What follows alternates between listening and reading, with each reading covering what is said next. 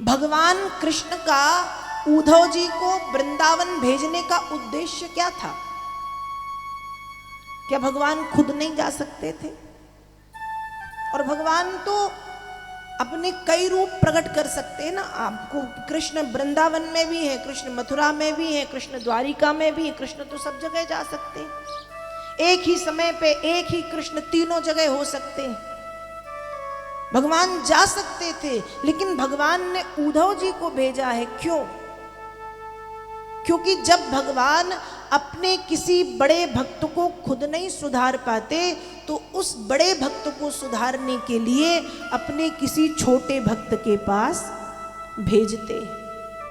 जैसे महान ज्ञानी उद्धव को भगवान ने ब्रज की गमार ग्वालिन गोपियों के पास भेजा, जो पढ़ी लिखी नहीं है, और उद्धव जी ज्ञानी है। भगवान जानते हैं उद्धव जी ज्ञानी है, लेकिन उद्धव जी के पास ज्ञान का अभिमान भी है। उद्धव जी सरल नहीं है, सहज नहीं है, और उद्धव जी के ज्ञान में भक्ति का होना जरूरी है। जब ज्ञान के साथ भक्ति आ जाती है तो जीवन में आनंद बरसने लगता है।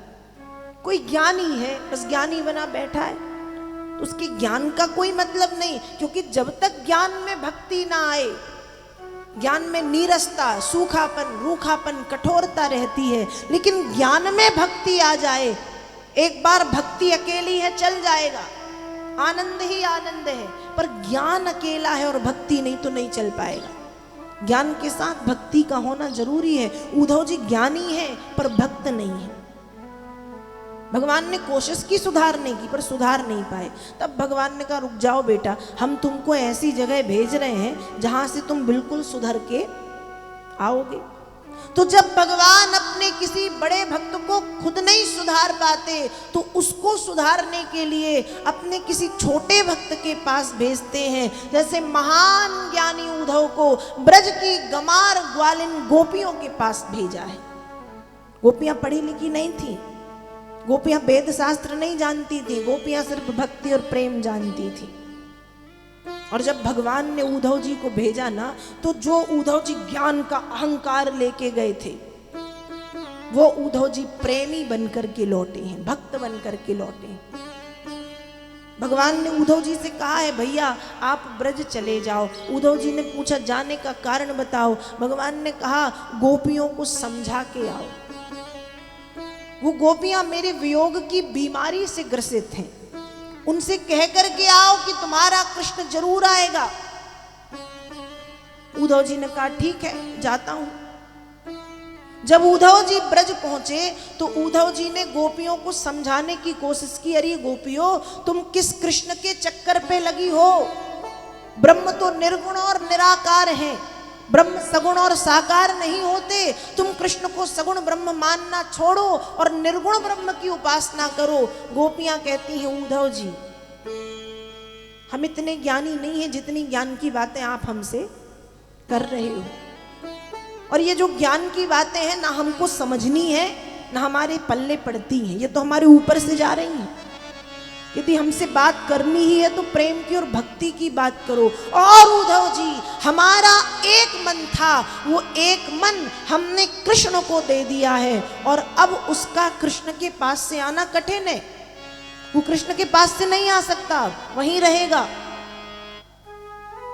और रही बात कृष्ण भगवान है या कृष्ण भगवान नहीं, वो है तो हमें कोई फर्क नहीं पड़ता, और नहीं है तो हमें कोई फर्क नहीं पड़ता, क्योंकि हमारे लिए तो सब कुछ कृष्ण है।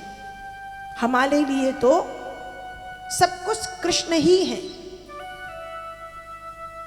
उद्धव जी ने कोशिश की सुधारने की, समझाने की, गोपियों ने एक ना सुनी, और गोपियां अपनी भक्ति में लग गईं।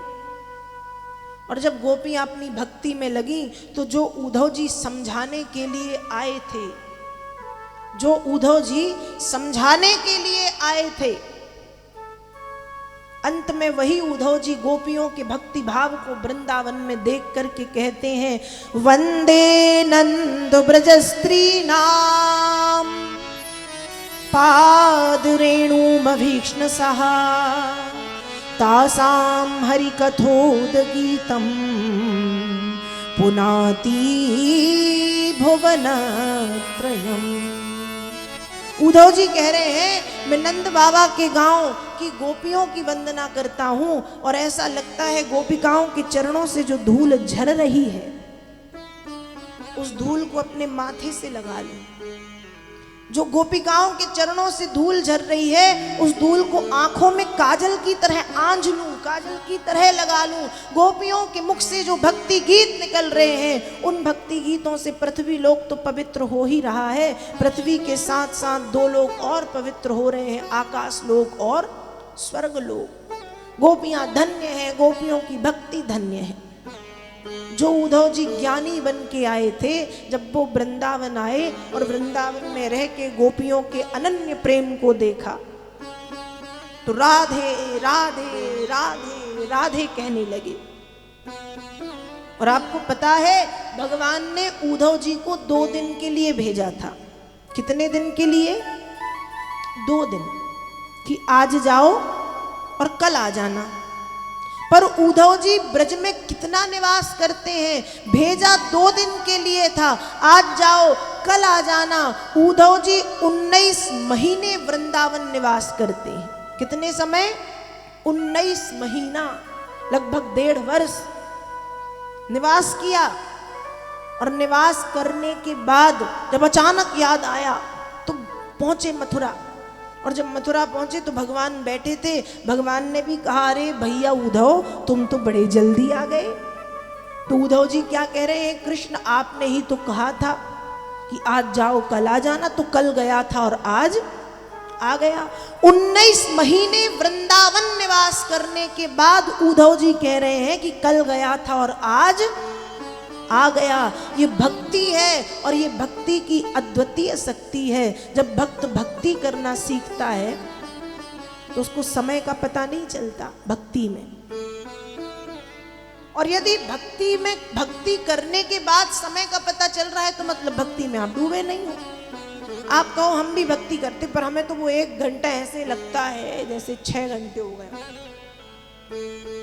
मतलब डूबे नहीं।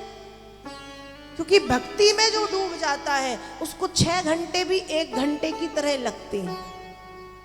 भक्ति बड़ी अद्वितीय है, भक्ति में डूबना पड़ता है। जो भक्ति में डूब जाता है फिर वो कोशिश नहीं करता कि हम निकलें बाहर भक्ति से।